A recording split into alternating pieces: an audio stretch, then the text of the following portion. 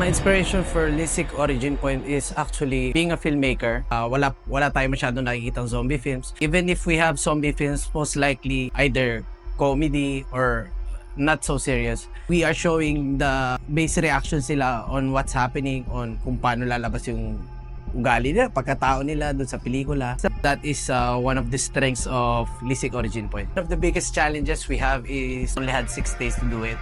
We have the skills and experience. Ang ginawa ko is very planned yung execution. Advantage within that is very fresh yung choreography sa kanila. Kaya yung action scenes na-encapsulate, yun yung biggest challenges na na-overcome namin doon sa pelikula.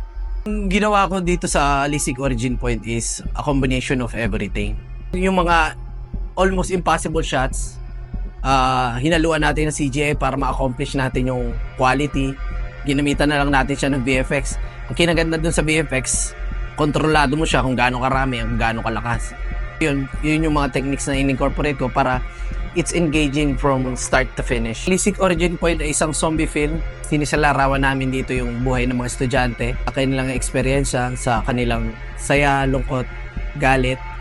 At makikita natin sa pelikulang ito yung pagganap nila sa kanilang mga karakter at kung paano nila lalampasan yung mga hadlang sa mga sitwasyon nila.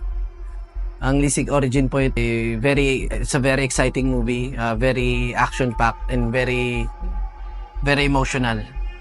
Hindi lang siya basta zombie movie, punong-puno po ito ng puso at drama. Huwag niyo pong kalimutan, ipapalabas na po ang Lisik Origin Point sa February 19 on cinemas nationwide.